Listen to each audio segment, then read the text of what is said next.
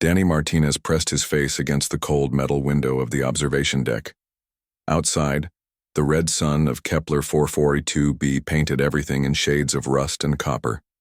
3 years he had lived on this mining colony, and he still missed the blue skies of Earth. His mom worked in the hydroponics bay growing food for the 200 people who called this place home. His dad operated the big drilling machines that pulled precious metals from the planet's core. The 12-year-old boy turned away from the window and walked toward the common area. It was almost dinner time, and the smell of synthetic protein and recycled vegetables filled the air. Most of the colonists were heading to their quarters or gathering around the food dispensers. Danny liked this time of day because it was quiet, and he could spend time with Buddy. Buddy was not like the dogs from Earth that Danny remembered from videos.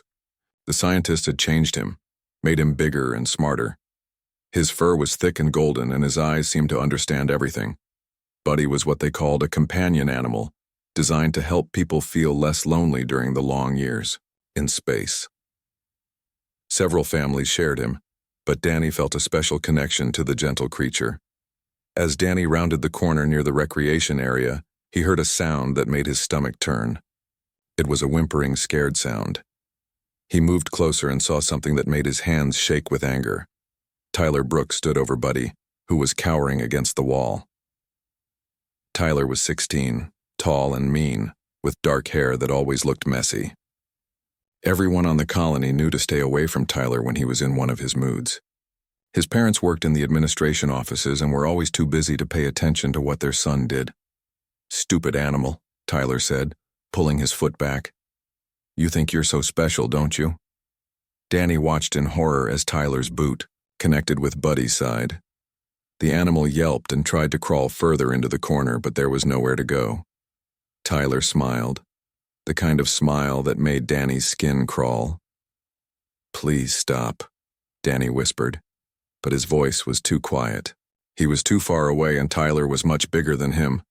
Tyler kicked again, harder this time. Buddy's cry echoed off the metal walls. A few other colonists walked by, but they looked away quickly. Nobody wanted trouble with Tyler or his family. The colony was small, and making enemies was dangerous. "You like that?" Tyler asked the terrified animal. "Maybe this will teach you to stay out of my way." Danny's heart pounded as he watched Tyler draw his foot back for another kick. He wanted to run forward to push Tyler away, but his legs felt frozen. Tyler was so much bigger, so much stronger.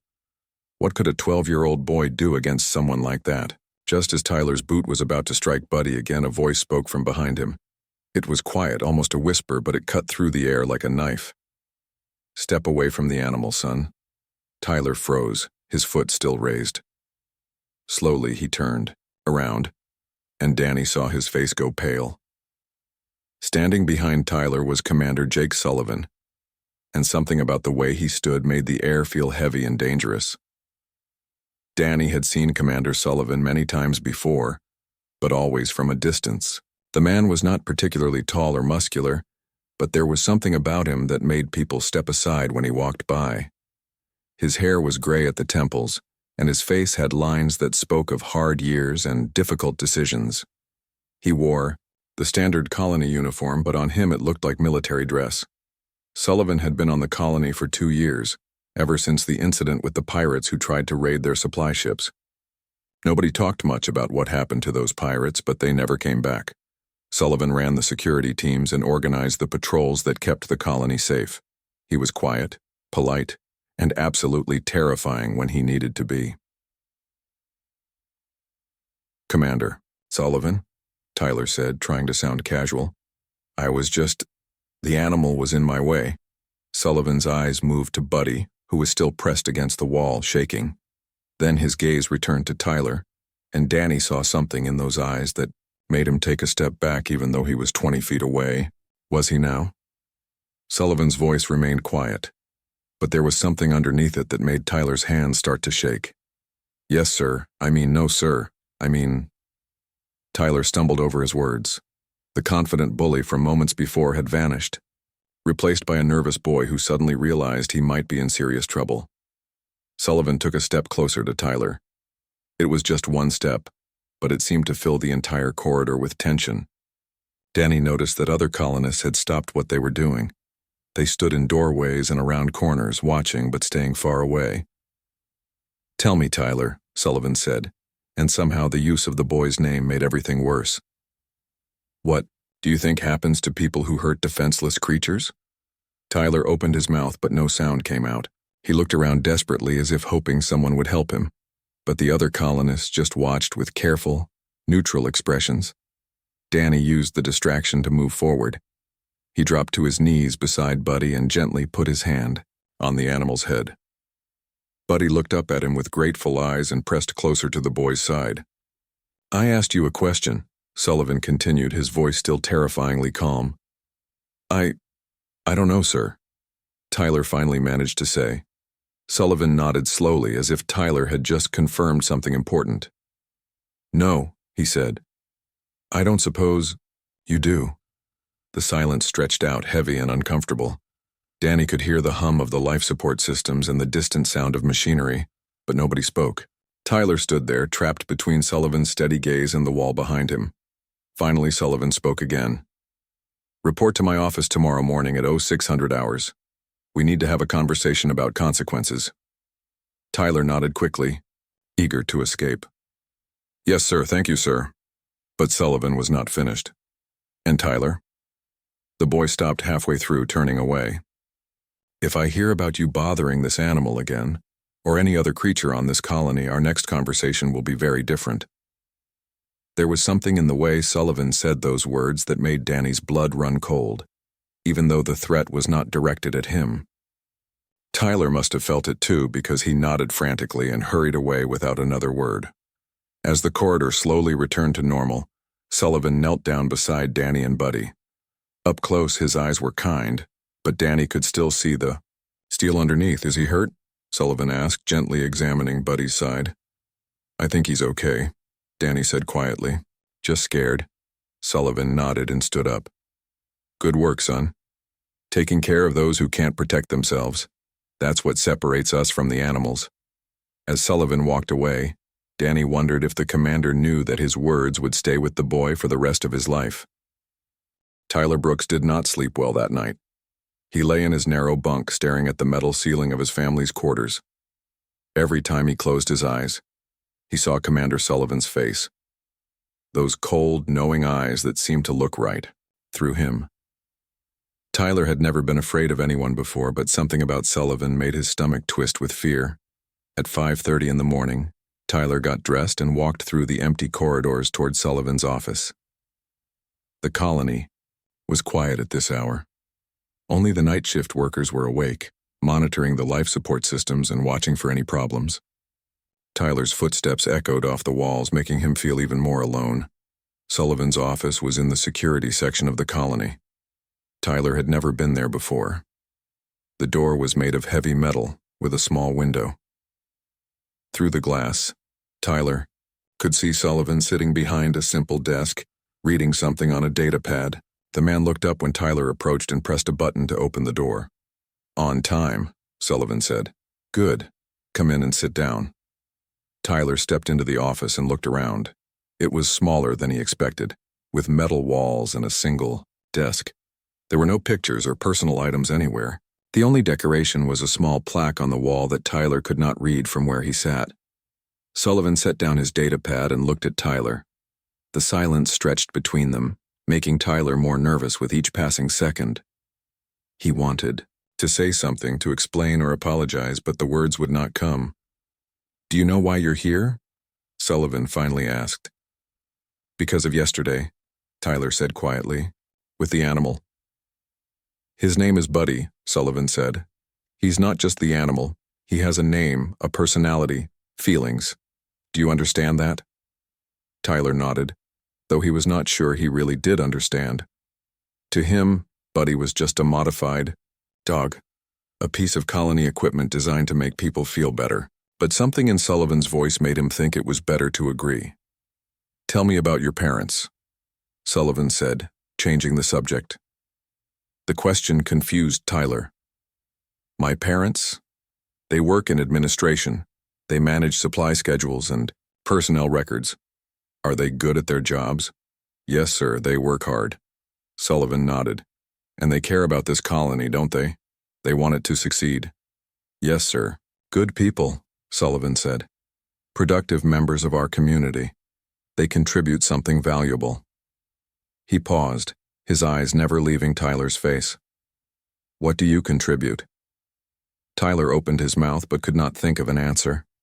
He went to school with the other children, did his chores, ate his meals. But contribute? He had never thought about it that way. I see, Sullivan said, as if Tyler's silence told him everything he needed to know. Let me tell you something about this colony, Tyler. We're alone out here, 300 light years from Earth. If something goes wrong, help is not coming. We survive because everyone does their part. Everyone contributes.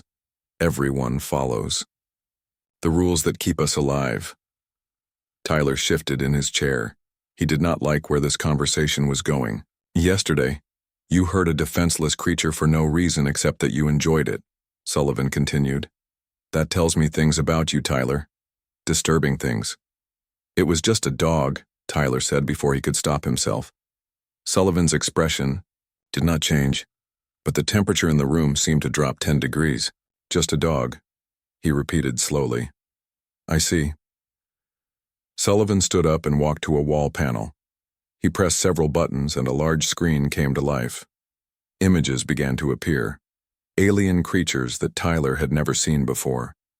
Some looked like insects, others like strange plants or metal constructs. Do you know what these are? Sullivan asked. Aliens? Tyler guessed. Our neighbors, Sullivan said. The Kethvar, the Zephyrians, the Hive Collective. These are some of the species that humans share the galaxy with now, and every single one of them judges our entire race based on the actions of individuals like you. Tyler stared at the screen. One of the creatures looked like a giant spider made of crystal. Another resembled a floating brain surrounded by tentacles. They were beautiful and terrifying at the same time. The Kethvar can sense the neural patterns of any living being, Sullivan explained. They can tell if someone enjoys causing pain. When they find such a person, they mark them. Not just the individual, but their entire species. They keep records, Tyler, lists of races that produce what they call pain seekers. Tyler felt a chill run down his spine. What happens to species on those lists? They become targets, Sullivan said simply. The Kethvar believe that any race that produces beings who enjoy suffering is a threat to all life. They act accordingly. Sullivan pressed another button, and the screen showed what looked like empty space. But as Tyler looked closer, he realized he was seeing the remains of planets, broken worlds, scattered debris, the remnants of entire civilizations. The Taurics were on that list, Sullivan said. They were a proud warrior race that conquered 17 star systems. They thought they were strong enough to ignore the Kethvars, warnings about their treatment of prisoners and conquered peoples. The Kethvar decided they were wrong. Tyler's mouth went dry. They destroyed entire worlds? The galaxy is not Earth, Tyler. Out here, cruelty is not just morally wrong. It's a species-ending mistake. The beings we share space with have seen too many races destroy themselves and others through violence and sadism. They won't let it happen again. Sullivan returned to his desk and sat down. Every human who leaves Earth carries the reputation of our entire species with them. When you kicked that animal yesterday, you weren't just hurting Buddy. You were showing the universe what kind of creatures humans really are. Tyler felt sick. He had never thought about any of this. He had never considered that his actions might affect anyone beyond himself and maybe the people around him. But I'm just one person, Tyler said weakly.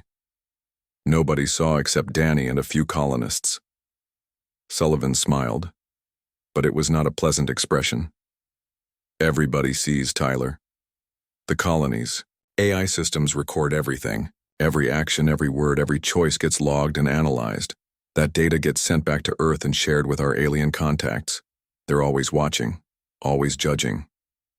Tyler looked around the small office with new eyes. Suddenly, the walls felt like they were closing in. Am I in trouble? Tyler asked. I mean, with the aliens? Not yet, Sullivan said. But you're walking a very dangerous path. And if you keep walking it, You won't just destroy yourself. You'll help destroy all of us. Sullivan leaned forward, his voice dropping to barely above a whisper. Tomorrow you start working in waste reclamation. 12 hours a day, 6 days a week for the next 6 months. You're going to learn what it means to serve something bigger than yourself. Tyler wanted to protest, to argue that the punishment was too harsh. But looking into Sullivan's eyes, he realized this was not really a punishment at all. It was a chance, maybe his last chance. Yes, sir, Tyler said quietly. Good, Sullivan replied. Because, Tyler, I want you to understand something very clearly. There are things in this universe that are far worse than me, and if you don't change, you're going to meet them. Tyler's first day in waste reclamation was worse than he had imagined. The facility was located in the deepest part of the colony, where the air was thick and warm. The smell hit him like a wall when he walked through the entrance. It was the smell of everything the colony threw away. Food scraps, human waste, chemical byproducts from the mining operations.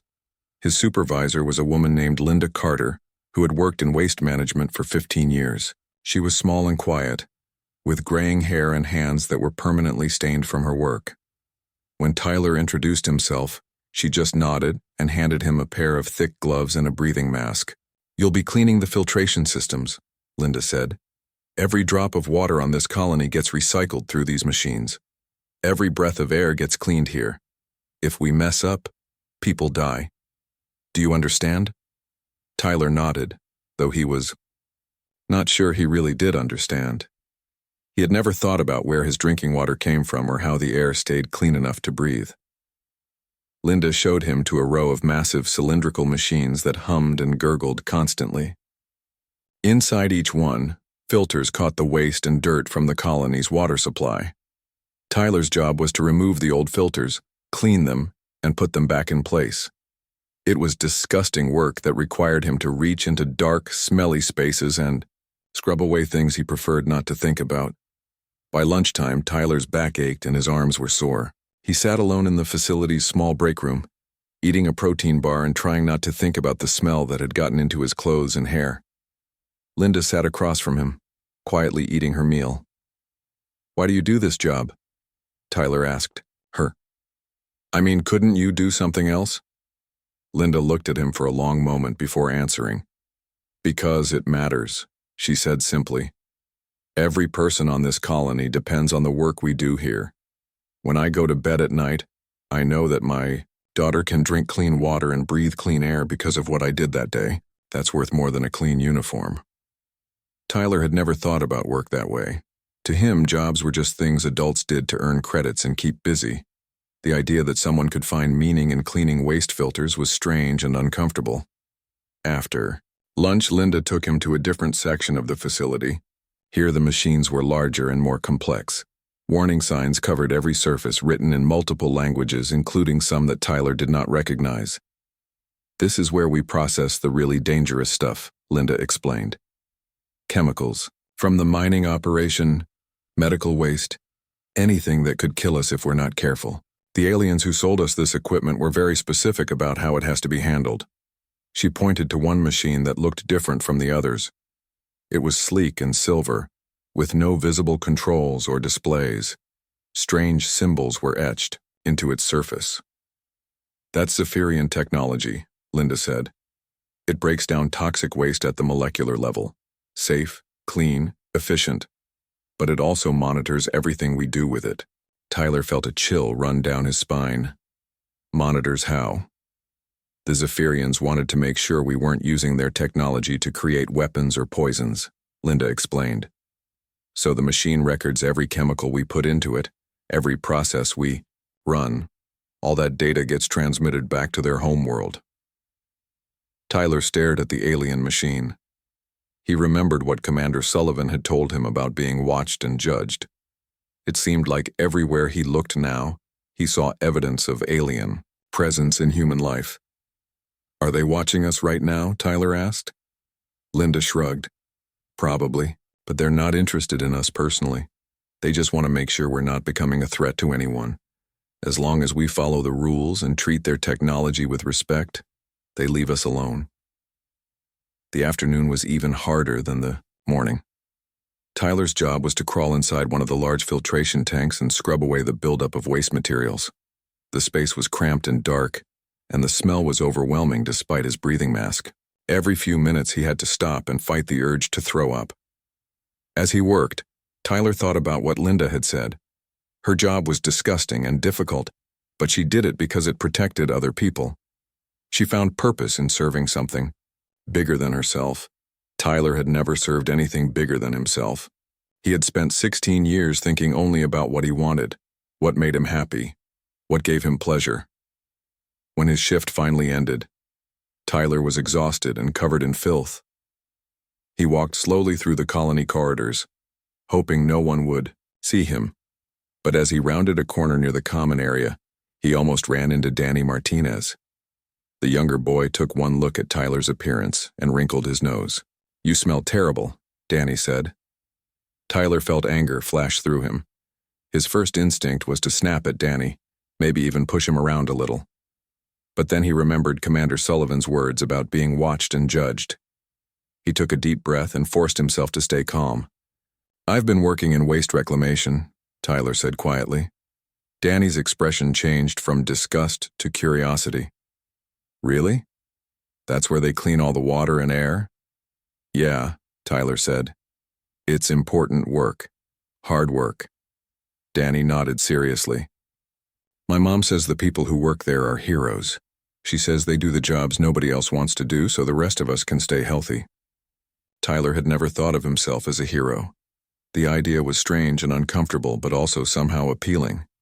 Maybe there was a way to be important that did not involve hurting others or taking what he wanted.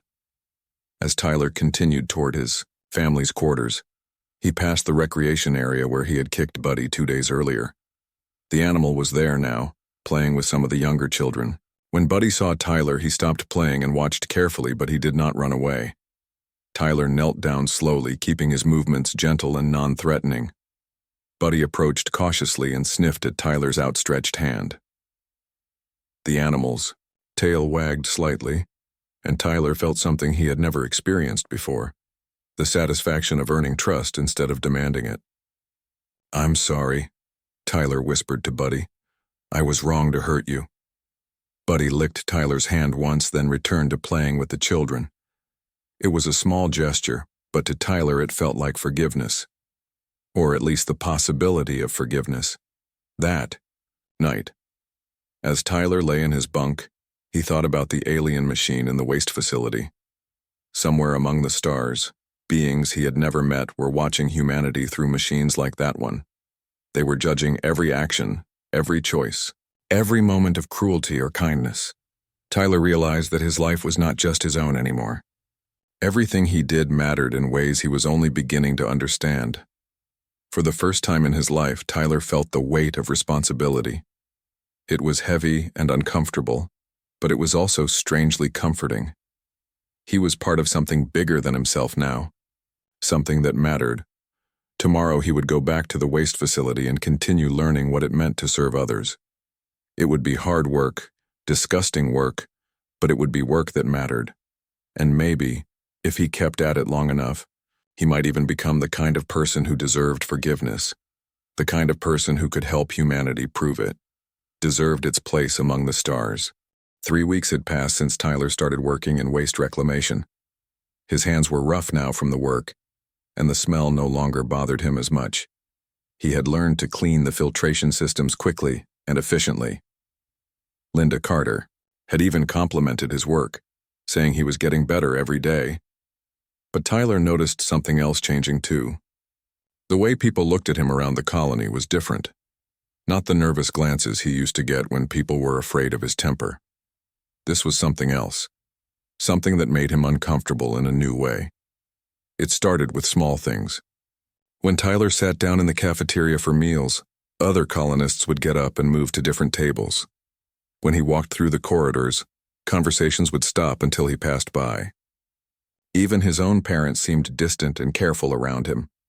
Tyler first realized how serious it was when he tried to join a group of teenagers watching a movie in the recreation area. As soon as he sat down, the others found excuses to leave. Within 5 minutes, Tyler was sitting alone while the movie played to an empty room. He found Danny Martinez later that evening, sitting with Buddy near the observation windows. The 12-year-old was reading a book while the golden companion animal slept at his feet. When Tyler approached, Buddy lifted his head and watched, but did not run away. Danny looked up from his book with careful, neutral eyes. "Can I ask you something?" Tyler said, sitting down a few feet away from Danny. Danny nodded but did not speak. "Why is everyone avoiding me? I mean, I'm working hard, doing my punishment. I haven't caused any trouble. But people act like I'm dangerous or something." Danny was quiet for a long moment, scratching behind Buddy's ears. Finally, he spoke. "My mom works with the colony's computer systems. She helps maintain the AI that runs everything." Tyler did not understand what that had to do with his question, but he waited for Danny to continue. "She told me that the AI has been watching you," Danny said. "Not just your work in waste reclamation. Everything. Where you go, who you talk, to how you act when you think nobody is looking." Tyler felt his stomach drop. "What did it see?" "You're getting better," Danny said carefully. "You work hard now, and you haven't hurt anyone since that day with Buddy. But the AI, it's looking for patterns. It's trying to figure out if you really changed or if you're just being careful because you got caught." The idea that a machine was analyzing his every move made Tyler feel sick. "What does it think?"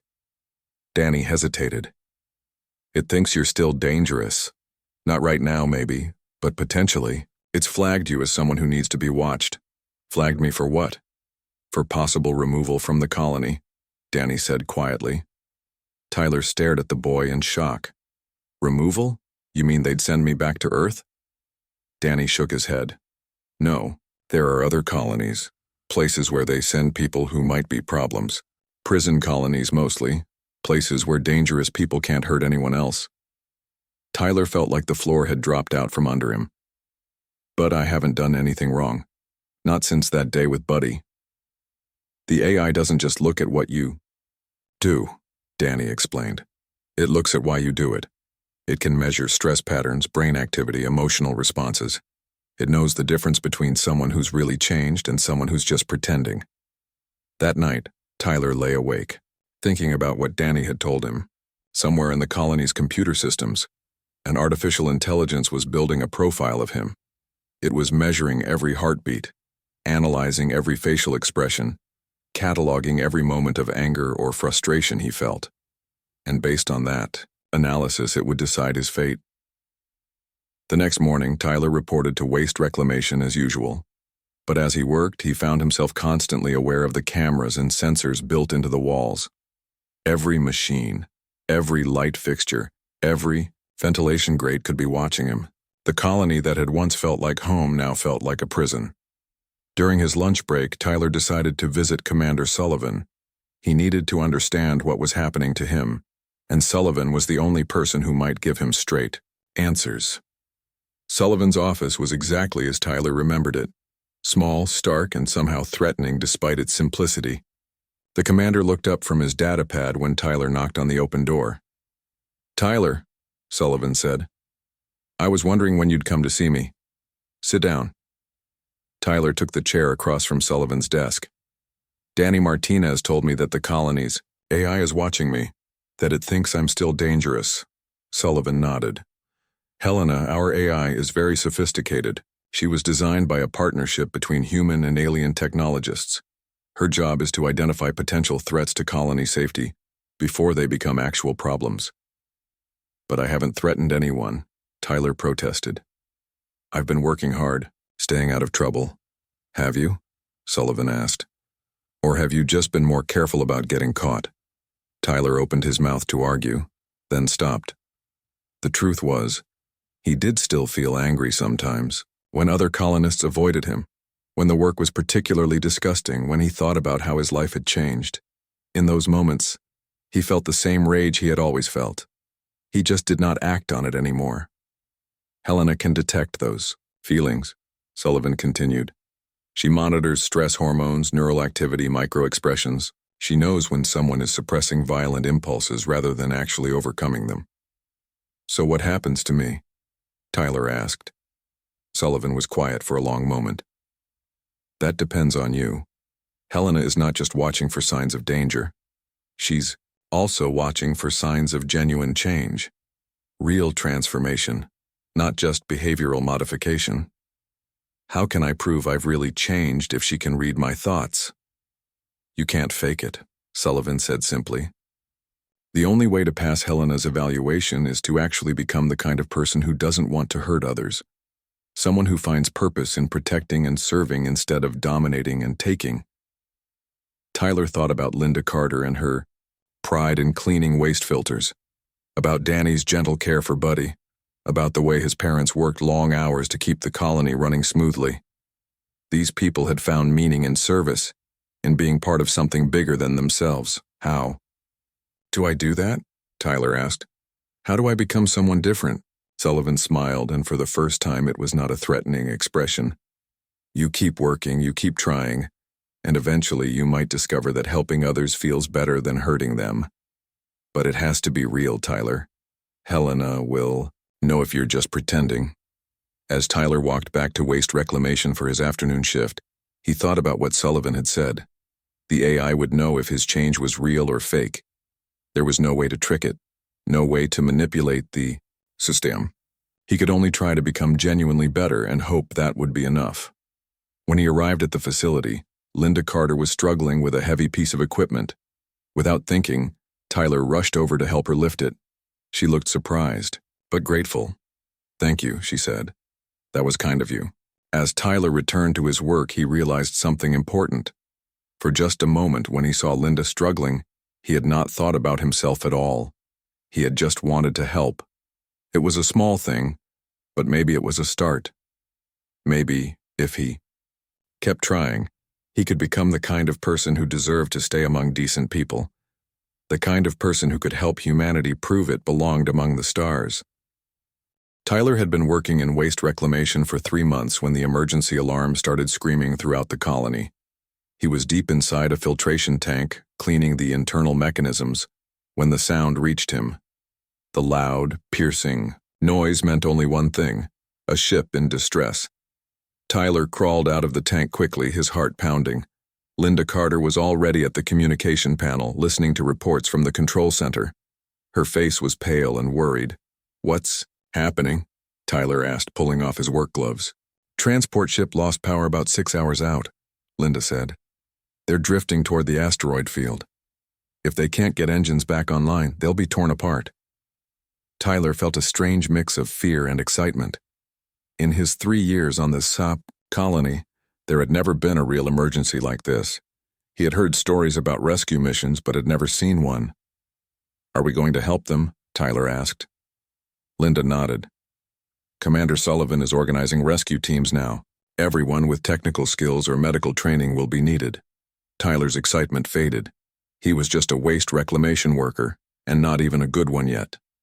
Nobody would want his help with something this important. But 20 minutes later, Tyler was surprised to hear his name called over the colony's communication system. He was to report to the main hangar immediately. When he arrived, he found Commander Sullivan organizing groups of colonists around 3 small rescue ships. Sullivan saw Tyler approaching and pointed to the middle ship. You're with Rescue Team 2, Sullivan said. Get suited up. Tyler stared at him in confusion. But sir, I don't have any rescue training. I just work in waste management. Today you're whatever we need you to be, Sullivan replied. The transport ship has 47 people on board, including 12 children and 8 injured adults. We need every pair of hands we can get. Tyler hurried to the equipment lockers and struggled into a bulky spacesuit. He had worn one only twice before, during mandatory safety training. The suit felt awkward and heavy, and the helmet made everything sound muffled and distant. Rescue Team 2 consisted of Tyler, a medical technician named Paul Rivers, an engineer called Maria Santos, and the pilot, Captain Lisa Wong. As their ship launched from the colony hangar, Tyler pressed his face to the small window and watched the red planet fall away below them. The damaged transport ship was larger than Tyler had expected.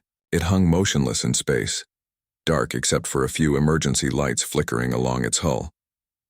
Captain Wong brought their rescue ship alongside carefully. and Tyler could see people moving behind the windows of the transport vessel. New Hope, this is Colony Rescue 2. Captain Wong spoke into her radio. We're moving into dock, prepare for evacuation. A weak voice responded from the transport. Colony Rescue, we have injured people who can't be moved easily. We need medical assistance before evacuation. Paul Rivers, the medical technician, was already gathering his equipment. I'll need help carrying patients to the rescue ship, he said, looking at Tyler. Are you strong enough for that kind of work? Tyler nodded, though he was not sure. The people on the transport ship were depending on him now. He could not let them down. The docking process took almost an hour. When the airlocks finally connected, Tyler followed Paul and Maria through the tube connecting the two ships. The air inside the transport was cold and stale, and emergency lighting cast strange shadows on the walls. Tyler's first sight of the passengers made his stomach clench with sympathy. They were refugees from a failed terraforming project, and they looked exhausted and scared. Many wore clothes that were torn or dirty. Several children clung to their parents, crying quietly. Paul Rivers immediately went to work on the injured passengers. Tyler watched him examine a woman with a broken leg, speaking softly to calm her fears. Paul's hands were gentle and sure as he prepared her for transport. Tyler, Maria Santos called. I need you to help me with this man. Tyler turned to see an older man sitting against the wall, holding a little girl who could not have been more than 5 years old. The man's breathing was labored and his face was gray with pain. His name is Robert Clark, Maria explained quietly. He has a heart condition. The stress of the engine failure triggered an episode. He needs to get to our medical facility as soon as possible. Tyler knelt down beside the man and child. The little girl looked up at him with huge, frightened eyes. She had dark hair and was wearing a pink dress that was now dirty and wrinkled. What's your name? Tyler asked her gently. Emma, the girl whispered. Is my grandpa going to be okay? Tyler looked at the old man, who was clearly in serious pain but trying to hide it from his granddaughter. Something inside Tyler's chest tightened, and he felt an emotion he had rarely experienced before. The desperate need to protect someone else. We're going to take very good care of him, Tyler told Emma. And you too. But I need you to be brave, okay? Can you do that for your grandpa? Emma nodded solemnly. Tyler spent the next few minutes talking quietly with Emma while Paul and Maria prepared her grandfather for transport. Tyler found himself making up stories about the colony, describing Buddy and the other companion animals, telling her about the gardens where fresh vegetables grew under artificial suns. When it came time to move Robert Clark to the rescue ship, Tyler faced his first real test. The old man was heavy, and the spacesuits made everything more difficult. Tyler had to help carry him through the narrow connecting tube while Emma walked alongside, holding Tyler's hand. Halfway through the transfer, Tyler stumbled. For a moment, he nearly dropped his end of the stretcher.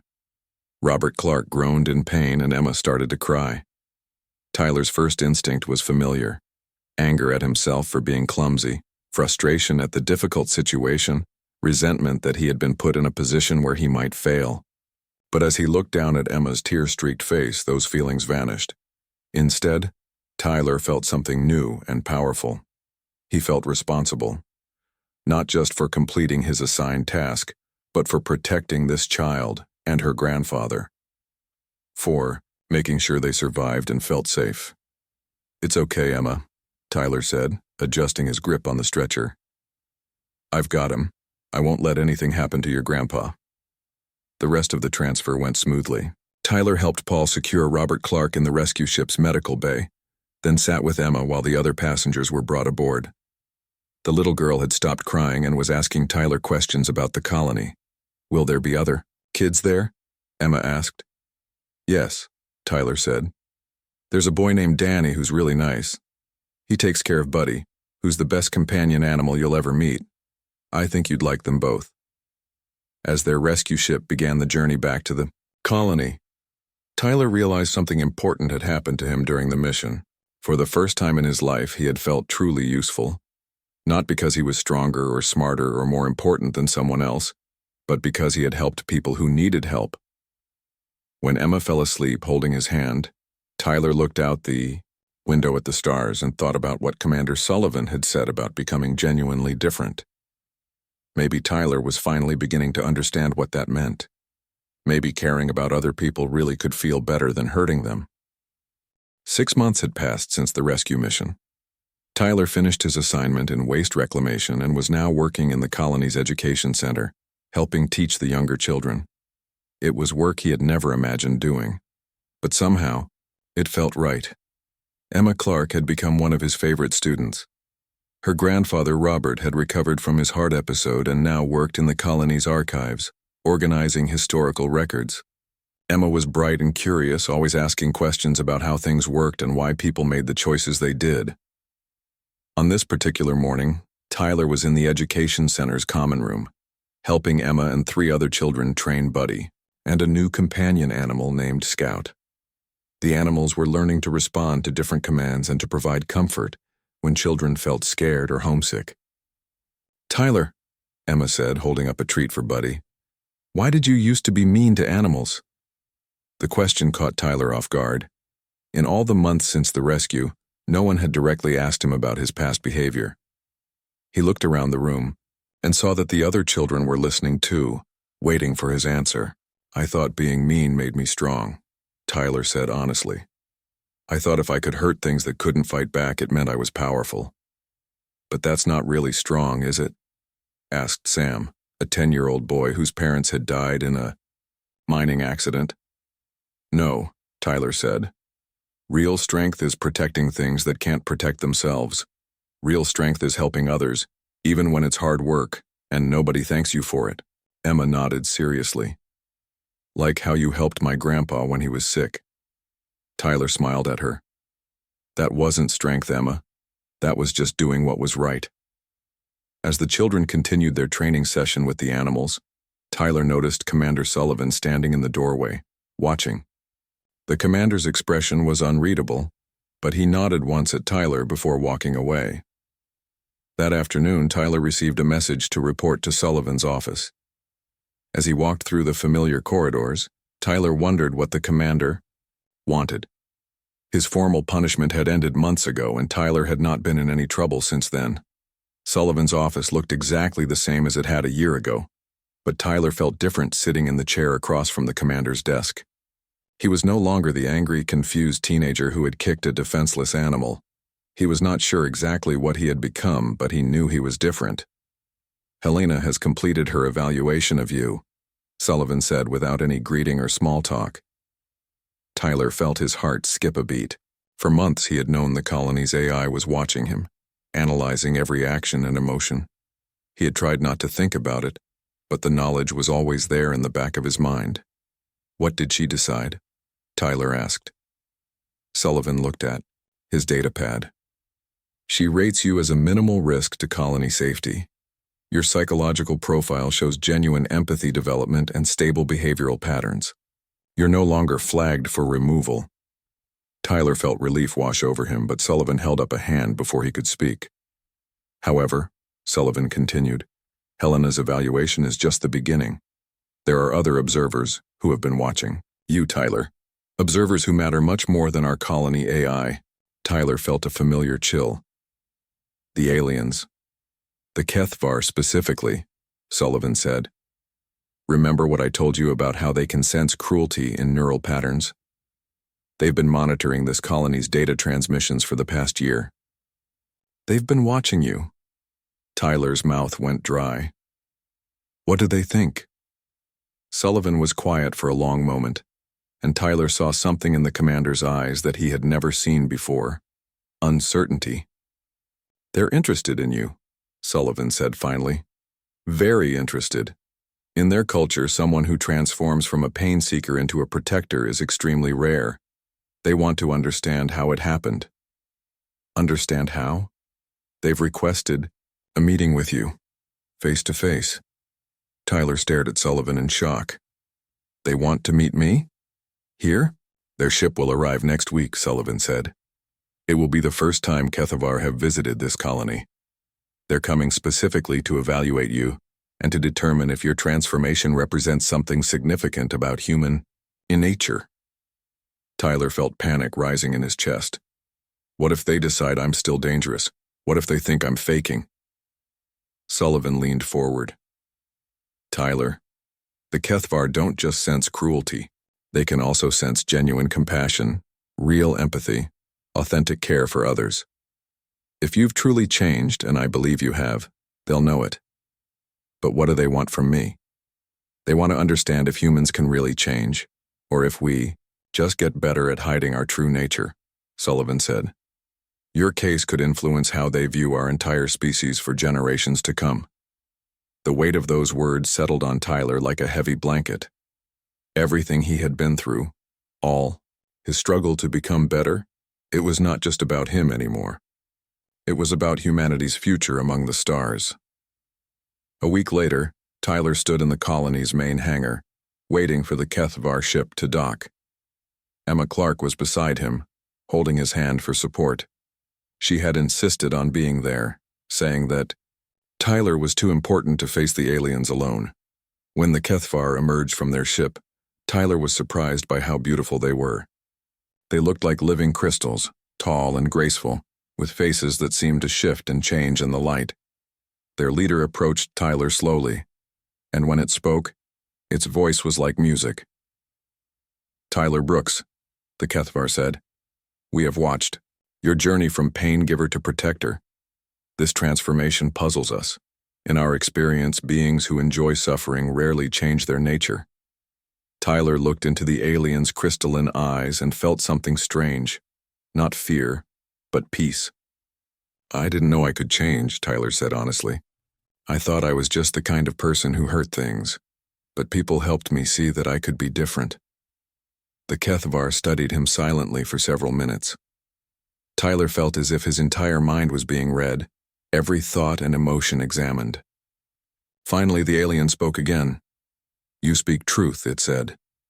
Your neural patterns show genuine care for others, real desire to protect rather than harm. This gives us hope for your species. The Kethvar leader turned to Commander Sullivan. We will update our records. Humans show capacity for true transformation. This colony will be marked as producing protectors, not predators. As the aliens departed, Tyler realized something profound had happened. He had not just saved himself from punishment or exile, he had helped save humanity's reputation among the stars. That evening, Tyler sat with Danny Martinez and Emma Clark in the common area, watching Buddy and Scout play with the refugee children. Commander Sullivan joined them, sitting quietly as he often did. Tyler, Danny said, do you think there are others like Commander Sullivan? People who watch for humans, who might be dangerous? Sullivan smiled slightly. There are protectors throughout human space, Danny. People who make sure our species stays worthy of its place among civilized beings. Perhaps someday Tyler might become one of them. Tyler looked around at the children playing with the animals, at the peaceful colony that had become his home, at the stars visible through the observation windows. He thought about the Kethvar and their ability to sense truth, about the weight of representing all humanity in their judgment. I'd like that, Tyler said quietly. I'd like to help protect what we've built out here. Sullivan nodded. Then your real training begins tomorrow. Because Tyler, keeping humanity safe among the stars requires more than just avoiding cruelty. It requires active vigilance against those who would make us all targets. As Tyler went to sleep that night, he understood that his transformation was complete, but his real work was just beginning. He had learned that in a universe full of powerful species watching humanity's every move, every human choice mattered. Every act of kindness or cruelty could determine whether their species thrived or faced extinction. And Tyler Brooks, who had once kicked a defenseless animal for pleasure, would spend the rest of his life making sure humanity proved it deserved to survive among the stars.